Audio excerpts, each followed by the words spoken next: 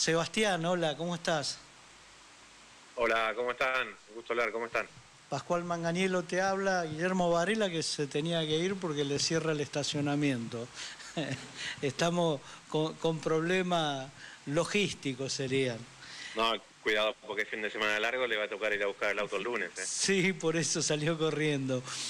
Sebastián, te llamábamos por, obviamente, un tema básico que es el conflicto que tenemos a ojos vista entre Estados Unidos e Irán, y obviamente el Estado sionista de Israel. ¿Cuál es tu opinión? ¿Cómo ves vos esta situación, estos ida y vuelta de la propaganda norteamericana que nos tienen bastante mareados porque dice una cosa y después dice todo lo contrario? Así que y el bloqueo informativo que hay en la Argentina que nos parece impresionante, ¿no? ¿Cómo ves la situación? Sí, mi recomendación en el caso de Trump es no prestar tanta atención a los discursos, porque recordemos que él es un personaje de ficción, incluso al estilo Milei también, ¿no? Sí, de De historieta. ficción porque él se hizo famoso en diferentes programas de la televisión, en el cable en Estados Unidos, más allá de que era un empresario importante, y a partir de eso logró encontrar ciertas narrativas que generan efectos sobre la opinión pública, pero que a veces no se condicen con lo que puede llegar a ser una proyección, vamos a decir, política de una gestión presidencial, ¿no? Y entonces lo que estamos viendo en este contexto, desde mi visión, tiene más que ver con lo que Israel y Estados Unidos intentaron llevar adelante, no una guerra abierta como la que estamos viendo, sino un cambio de gobierno en Irán. Ellos venían financiando desde hace mucho tiempo a un grupo terrorista que se llaman los Mujahedines del MKO, que de hecho tienen una vinculación importante incluso con el Congreso de la Nación Argentina, que los trajo la diputada Ahmedchet, y consiguió la firma de más de 150 diputados el año pasado en Argentina con una especie de reconocimiento del gobierno de Irán en el exilio, y ellos tienen una líder de ese movimiento terrorista que se llama Miriam Rajab. Y al mismo tiempo se juntaron con el hijo del antiguo Shah Reza Pahlavi, haciendo una ensalada política ahí, creyendo que tenían las bases dentro de Irán, y a partir de eso se propusieron lo siguiente: bueno, asesinar al líder máximo de la República Islámica, los iraníes se van a sentir desorientados, nuestra gente paga va a salir ahí a hacer disturbios y vamos a tomar el gobierno. Por eso el propio Netanyahu ese día salió a hablarle al pueblo iraní, una cosa desquiciada. Esto no funcionó de esa manera, el pueblo iraní se unió mucho más, lógicamente a partir del dolor, de lo que generó la muerte de las 170 niñas en la ciudad de Minab, al sur de Irán, y la respuesta que estamos viendo en este momento es algo que ellos no esperaron.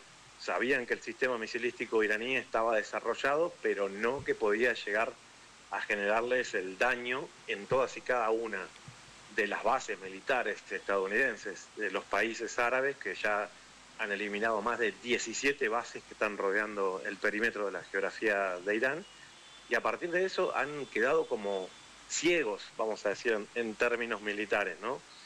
Y evidentemente están tomando una serie de acciones que como estrategia parecen ser muy malas. Recordemos que ya el portaaviones Lincoln, que es uno de los más importantes del mundo, que estaba en el teatro de operaciones, tuvo que regresar porque Sí, fue sí. impactado. Eso es una vergüenza muy grande para ellos que tratan de ocultar, y ahora están mandando otros en esa ruta, el portaaviones Ford, que también, desde mi análisis, hubo dos elementos que me hacen pensar que la propia tripulación estadounidense no quiere llegar. Sí, sí, Uno es, tipo sabotaje. exacto, mostraron primero un mar de mierda dentro de los baños del portaaviones, diciendo, miren, esto está todo desmadrado, está todo roto, y tuvieron que meterlo a puerto en Grecia. Sale del puerto en Grecia y un incendio que duró más de un día, supuestamente en la lavandería del portaaviones.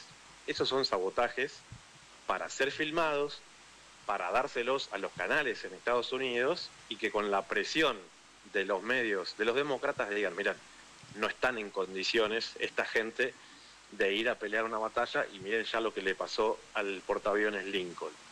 Entonces, hay una serie de comandantes importantes dentro de las Fuerzas Armadas de Estados Unidos que tienen en claro de que esta guerra, este enfrentamiento, que nunca fue una guerra declarada, sino un ataque unilateral, es la agenda sionista israelí, no es lo que en este momento Estados Unidos está necesitando, y mucho menos con la cantidad de vidas de soldados estadounidenses que tienen un costo político muy alto, que están escondiendo todavía el total. En Irán se dicen que ya hay más de 400 soldados estadounidenses muertos. Y a partir de eso, bueno, lógicamente Donald Trump está buscando la manera más diplomática posible de salir de esa situación y tratar de contarle al mundo, seguramente en una rueda de prensa rimbombante, de que ya han ganado la guerra. Una película de Hollywood, pero en la actualidad sobre un nuevo escenario que solo en su cabeza ocurre. Sí, siguen insistiendo con el tema de la negociación y el cambio de régimen. Y cualquier analista más o menos informado puede decir que así como en Venezuela no ocurrió el cambio de régimen, en Irán tampoco. Y es muy diferente, o sea, seamos realistas también, ¿no? O sea, después del secuestro del presidente Maduro, PDVSA, yo creo que podemos decir... Negoció. Tal vez no que fue tomada, pero están negociando en este mismo momento para mantenerse en el gobierno con una serie de condicionamientos que en algunos sentidos parecen ir en contra de lo que se estuvo militando en los últimos 20 años. Entonces, aunque nos duela, nosotros, nuestro análisis no puede tener esos condicionamientos. Entonces, justamente, Trump se anima a atacar a Irán una vez que toman el control del petróleo venezolano. Y esto es parte de una realidad. Ahora, la estructura del gobierno de Nicolás Maduro está ahí todavía y eso es absolutamente cierto.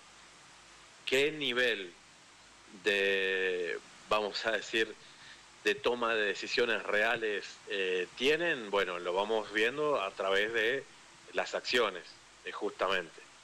Lo cierto es que el precio del petróleo hacía más de 3 años que no pasaba a los $85 y en este momento ya está el barril arriba de 100, lo que genera un cambio en la ecuación económica a nivel mundial que repercute sobre todo con aquellos países a los que Estados Unidos obligó a enfrentarse a los grandes productores. Los europeos, que primero sancionaron a la Federación Rusa, que les daba energía muy barata para que puedan seguir siendo competitivos, tanto gas como petróleo. Lo sancionaron, dinamitaron el gasoducto Nord Stream 2 que iba a Alemania, se creyeron toda esa historia de que la OTAN los iba a salvaguardar, no sé, de una nueva ola de un supuesto ataque ruso, como si estuvieran viviendo a mitad del siglo pasado. Claro. Y cuando se encuentran de que su energía ya es muy cara para ser competitivos y tienen que cerrar hasta la fábrica automotriz de Volkswagen de Dresde, que es una de las más importantes que tenían, porque ya no es rentable producir autos en Europa por el costo energético que tienen. Entonces, lo siguiente que les quedaba era, bueno, petróleo económico, barato, de los países del Consejo de Seguridad del Golfo. Bueno, pueden seguir siendo sus socios, pero si Irán no les permite pasar por el estrecho de Hormuz, esta cosa se vuelve a encarecer. Entonces, están en este momento Starmer, el primer ministro británico, llamando a reunión urgente este mismo fin de semana a Londres para ver qué decisiones va a tomar Europa con respecto a la postura del estrecho de Hormuz, no tanto porque puedan generar acciones militares, sino porque están más cercanos a pedirle permiso a Irán, decir, che, nosotros podemos pasar por acá, que es, digamos, a España le dio excelente resultado. Claro, claro. España no se sumó a las agresiones a nivel diplomático y a nivel Naciones Unidas de Israel y Estados Unidos contra Irán, y Pedro Sánchez le dice, ¿nosotros podemos pasar los barcos que vienen para España? Sí, por supuesto. El Congreso iraní esta semana sí dijo, bueno, no solamente vamos a decidir quién pasa y quién no pasa, sino que aparte van a empezar a pagar desde ahora, como estamos acostumbrados a que Occidente haga desde hace tanto tiempo, en el canal de Panamá o donde sea. Seguro. Entonces, se está reconfigurando, yo creo, este mapa geopolítico con algo que se parece más a un mundo tripolar, con Estados Unidos, Rusia y China, que tal vez aquel mundo multipolar con el que creo yo veníamos soñando desde hace algún tiempo. Sí, claramente, bueno, ahí justo comentábamos que el gobierno iraní está hablando de la posibilidad que la República Popular China sea parte y auspicie el armisticio, la negociación con Estados Unidos. Que ver cuánto de todo esto se materializa, ¿no? Lo que pasa es que, digamos, Irán viene teniendo negociaciones con Estados Unidos hace 15 años. Primero fue el acuerdo del G5+1. Acordémonos que Irán aceptaba las revisiones de la Agencia Internacional de Energía Atómica, que le quitaban las sanciones, la última etapa del gobierno de Obama. Y cuando estamos en el último gobierno, en el último año del gobierno de Trump, no solamente patean el tablero y dejan de hacer efectivo ese acuerdo, sino que asesinan a Qasem Soleimani, el máximo líder del ejército de Irán, en territorio iraquí. A pesar de eso, Irán vuelve a tratar de negociar con Estados Unidos a través de Omán, que es un país que ha ayudado mucho a que se generen diálogos, y cuando se supone que están teniendo acercamientos, previa visita de Netanyahu para decirle ni se te ocurra llegar a un acuerdo con estos tipos, porque recordemos que Trump lo recibió como visita de quincho de fin de semana a Netanyahu en un encuentro en el cual ni siquiera pudieron dar rueda de prensa. Eso fue en la época antes de la guerra de los 12 días. No, eso fue ahora, antes de esta guerra. De esta última. Justamente. De esta última, por eso tuvimos la posibilidad de intuir de que no iban a pasar muchos días antes de este ataque unilateral. Pero entonces, antes de llegar acá, perdóname, en el conflicto de 12 días, cuando ataquen, porque estaban en la mesa de negociaciones todavía, y viola, también, por supuesto, también es empujado por Netanyahu a la guerra de Estados Unidos. Sí, no, absolutamente. O sea, toda la estructura de lo que estamos viendo ahora es la agenda del sionismo israelí. En Estados Unidos la gente se manifestó este fin de semana y parecen, la verdad, ser millones los que tienen en claro de que no tiene sentido para ellos exponer a sus Fuerzas Armadas en un contexto en el que lo que están defendiendo en definitiva es tratar de aniquilar el último foco de resistencia en contra del sionismo en Asia Occidental, porque dejaron a Irán para lo último, después de la demolición controlada de las Torres Gemelas, que inventaron toda esa historia de Al-Qaeda, que ellos mismos crearon y demás.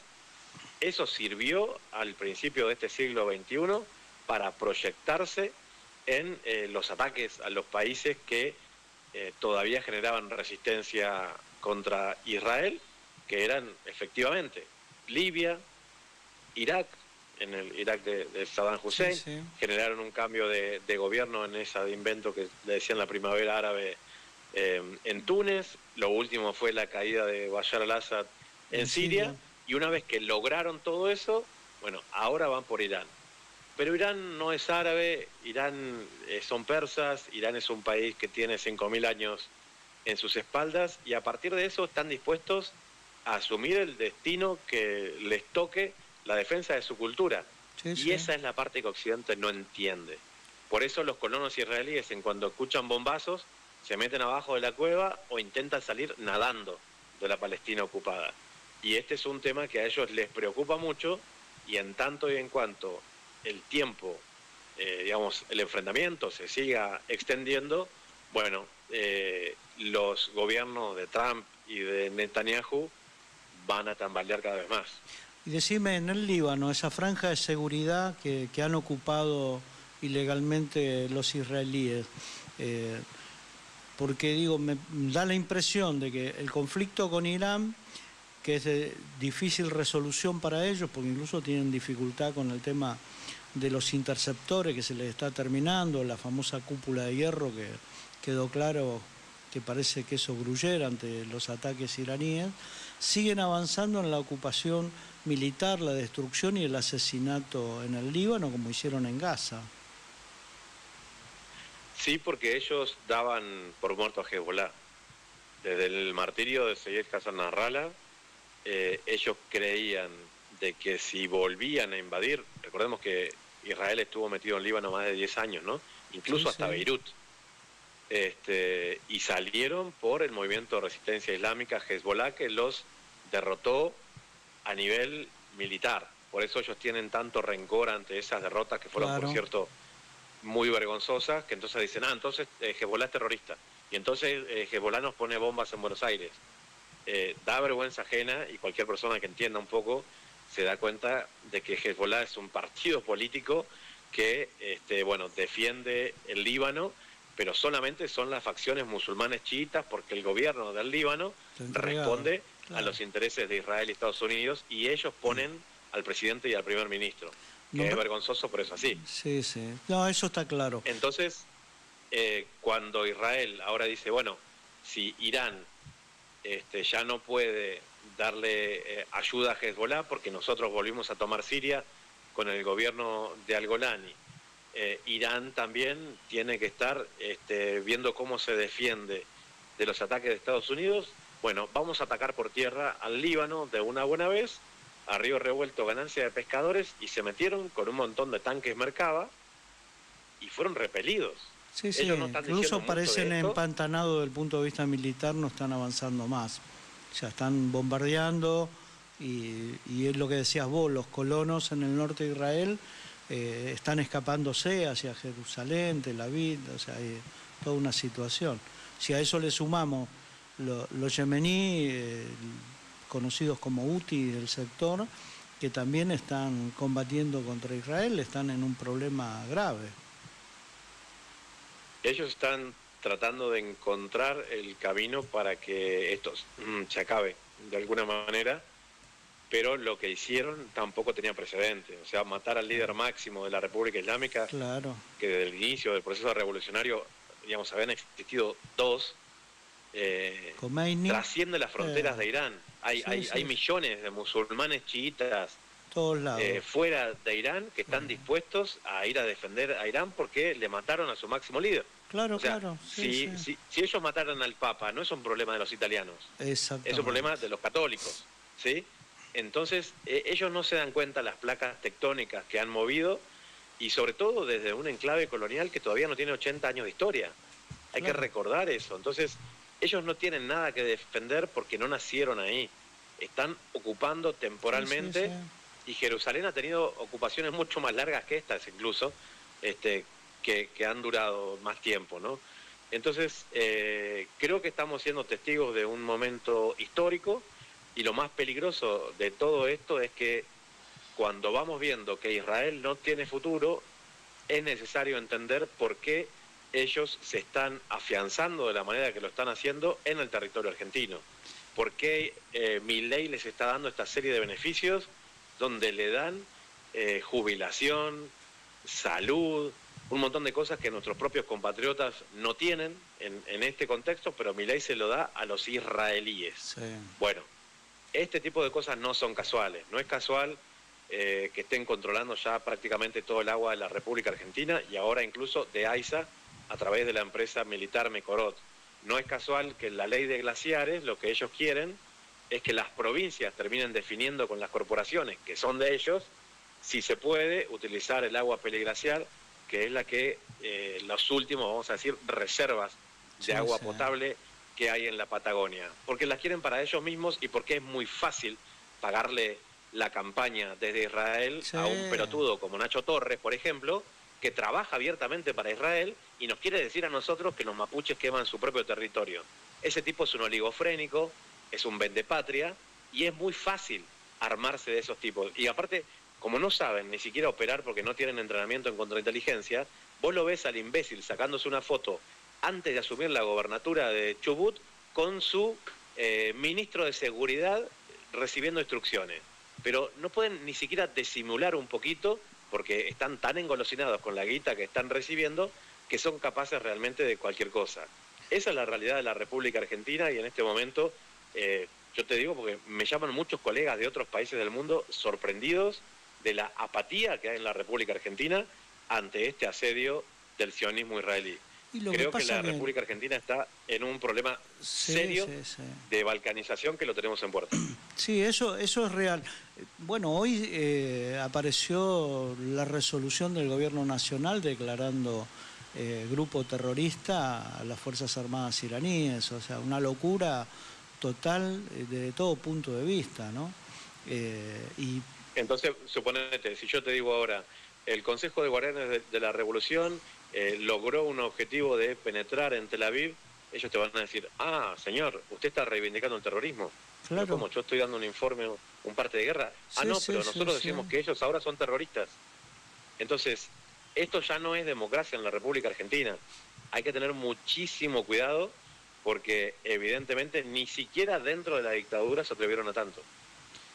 No, es impresionante, un poco vos decías lo de la apatía. El bloqueo informativo que tenemos en Argentina es una cosa realmente de una magnitud pocas veces vista. Yo, un poco en chiste y bastante en serio, digo, hay más preocupación por el inicio del Mundial que por la realidad económico, social y por este tema que afecta a la soberanía de nuestra patria. Y Milei declarándose a sí mismo el presidente más sionista del mundo, y la verdad, viste, te pone en una situación bastante delicada, ¿no? Con peligro, esto que decís vos de lo que está ocurriendo, el sur, Joel Lewy, el agua, digo, empezás a sumar cosas que parecen que fueran ajenas entre sí, pero no lo es un plan de destrucción de la nación argentina. Yo te digo una cosa, como te imaginarás, por redes sociales me agreden mucho todos los sionistas, Claro. con nombres falsos, con nombres verdaderos, y ellos para afuera tienen que decir, son unos conspiranoicos, ¿cómo se les ocurre decir Claro. Que el proyecto del sionismo en Argentina, eso nunca existió? Bueno, acá tuvimos 2 atentados terroristas, Sí, y no es casual el por qué hicieron 2 atentados terroristas acá para victimizarse ellos, ¿sí? Y cuando uno ve, si querés, el mapa un poco más amplio, quiero decirte que ellos en corto, en lugar de decirte, no, bueno, lo que vos decís no es real, te dicen, no te gastes porque ya las tenemos. La Patagonia ya es nuestra. Claro. En la pelea en corto no pública, ¿sí? De mensaje privado, de sionista contra comunicador popular, como es mi caso, me dicen, ya las tenemos, no patalees más. O sea, no tienen nada que hacer, ya controlamos todo. Ya tenemos las tierras, ya tenemos el agua, ya tenemos la policía de la Patagonia que trabaja para nosotros, Claro. ya tenemos la estructura de lo que se llama Provincias Unidas del Sur, ya tenemos el presidente creado por la Jabab Lubavitch, ya tenemos a la Simón Wiesenthal que está viendo todo lo que dicen ustedes, ya tenemos a la DAIA, que tenés el Poder Judicial argentino trabajando para la DAIA en la República Argentina. Y son gobiernos, sí, claro. Entonces, cuando lo ves desde ese lado y vos te decís a otra gente que te dice, no, pero eso no va a pasar, bueno, vos sos parte de esa estructura que busca balcanizar la República Argentina. Sebastián, la verdad que es un gusto enorme. Entonces, solo para terminar, última pregunta. ¿Cómo ves la perspectiva? Porque uno ve que el gobierno de Estados Unidos retrocede, que Israel está empantanado, con lo cual el conflicto militar con Irán no parecería ser de resultado favorable para estos dos países. Mira, ya no alcanza por hacer análisis en términos militares. Estamos ante un enfrentamiento también de dimensiones espirituales. Entonces, eso es algo que Occidente no ha terminado de aprender, que seguramente en nuestras latitudes aquí americanas, nuestros pueblos originarios supieron manejarlo, pero como acá se asesinó a cuanta cultura originaria existía, no logramos adquirir de ellos esa sabiduría para ver en nuestras acciones algo que trascienda nuestro tiempo físico. Entonces, Irán está preparado para defenderse de una manera en la cual, evidentemente, su historia, su cultura, su lengua, les da a ellos una posibilidad de proyectar a sus propias generaciones. Y en esa defensa, que también tiene, vamos a decir, un cariz religioso, ¿sí? que es el Islam, ellos entienden que en la defensa de su cultura, si les toca morir en esa defensa, se convierten en mártires. Y eso en Occidente no pasa. Entonces, Occidente no tiene posibilidad de vencer en términos materiales a la República Islámica, por eso cada vez aparece en el horizonte como una posibilidad peligrosa, pero que ya han utilizado anteriormente, que es la bomba atómica, ¿sí? Bueno, Israel no es que tenga una, tiene más de 100. Sí, sí. Estados Unidos ni hablar, ¿no? Irán no tiene ninguna. Justamente creo que ese ha sido uno de los problemas. Irán no tiene bomba atómica porque tiene una fatwa o mandato del Islam en la cual ellos mismos se habían comprometido a usar su energía nuclear con fines pacíficos. Por eso Irán nunca tuvo problema con los acuerdos. Pónganme 300 cámaras, que Rafael Grossi se quede a dormir al lado de las centrifugadoras. Pero ese no era el tema. Ellos lo que buscan es la destrucción de la identidad, de la industria, de la cultura de ese país y evidentemente, bueno, lo que tienen bajo la manga es esa posibilidad que ya la han usado en Hiroshima y Nagasaki. Muchísimas gracias, Sebastián, la verdad, impresionante. Y trabajaremos un abrazo ahí para... juntos como para que la paz se imponga y la guerra justa sea ganada por los justos. Abrazo grande. Un abrazo grande para todo el equipo ahí en Radio Rebelde.